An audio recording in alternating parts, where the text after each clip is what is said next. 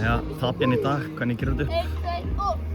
Já, bara gjörsamlega hræðilegir í fyrri hálfleik, algjörlega bara andlaust, lélegt, bara rosalega langt frá okkar besta í fyrri hálfleik, sérstaklega. Bragi Karl kemst í dauðafæri í byrjun leiks, við höfum mögulega verið í öðru viðtali ef hann hefði sett það. Já, við vitum það að Fylkisliðið hefur ekki ennþá unnið leik sem hafa lent undir í og þannig að við vissum að þetta fyrsta markið mögulega gæti orðið mjög mikilvægt en það tókst ekki. Við fengum 2 gríðarlega góð færi áður en að þeir skora fyrsta markið og það er auðvitað svekkjandi. En staðan er samt bara svo, ef við horfum á fyrri hálfleikinn sérstaklega, þá áttum við náttúrulega bara ekkert skilið í þeim fyrri hálfleik annað en að vera bara 4-0 undir, sko. Það er bara það sem ég horfi í. Mér fannst þetta andlaust, mér fannst þetta líta út eins og við heldum að við værum eitthvað betra en við erum, eins og þetta kæmi einhvern veginn til okkar, við þyrftum ekki að klára hlaupin okkar, fæslurnar okkar voru lélegar. Bakvörðurinn gat labbað upp öllin með boltan 40-50 metra og miðjan okkar var ekki klár í neinar varnarfæslur. Við vorum seinir og sloppi á alla seinni bolta, sérstaklega í fyrri hálfleik. Við heldum bara sjaldan sér liðið mitt svona langt frá því að vinna návi,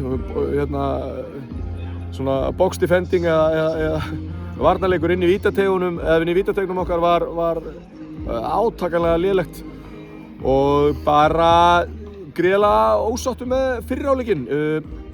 Tókum svo sem gott spjall í seinni hálfleik og fórum vel yfir hlutina. Mér fannst liðið mæta kraftmeira til leiks í seinni hálfleik.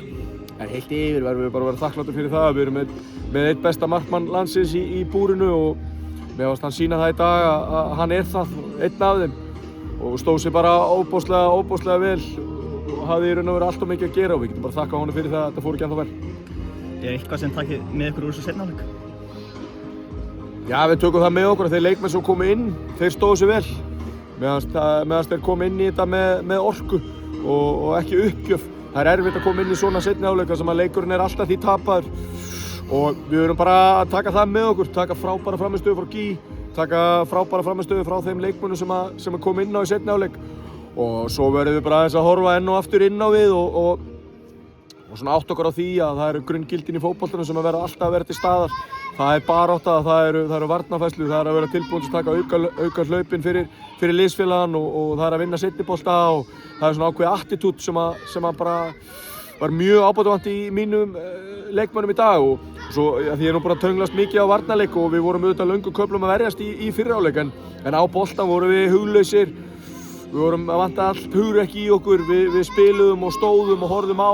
Við spiluðum ekki og hreyfðum okkur, að spila og fara eða hvernig sem við svo sem orðað og það er bara vonbrigði af því að liðið hefur verið mjög hugrægt og gott á boltan og það var bara ekki í dag og því miður. Fyrir maður þessi jákvæða fréttir, Viktor Nói kominn til ykkar, hvað mun hann koma með til leiks, eða með í liði?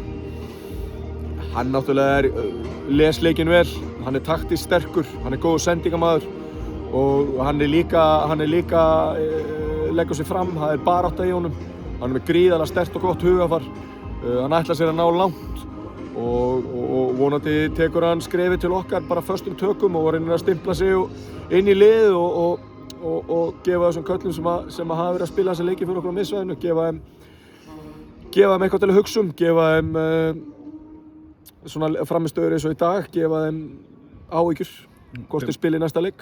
Gummi Magg rifti nú dögum, hvernig horfðu það við þér? Já, bara eðlilegt. Svo sem kom í fréttum að Gummi Magg er rift, en staðreyndin er auðvitað bara svo að Gummi Magg var að spila lítið fyrir okkur og við tókum bara spjallið og honum langaði að enda þetta heima og bara endaði á farsalan veg hjá báðum aðilum. Ég er bara þakkláttur Gumma fyrir að koma hingað og lagt sig fram. Hann kom með ákveðna fagmennsku á æfingar hjá okkur, setti ákveðinn standard og auðvitað leiðilegt að hann hafði ekki náð að blómstra og nýta tækifæri sín, það er auðvitað leiðilegt. En staðreyndin er bara svo að þessi fyrri umferð í mótinu, hún var bara erfið fyrir Fylkislið, fyrir Njarðvíkurlið og var erfið fyrir Gumma og það er bara við situr, en bara ég vona bara innilega að Gummi setji almennilegan Gumma Magg stimpil á sínum heimaslóðum. Takk hérlega fyrir að gangið þér. Takk.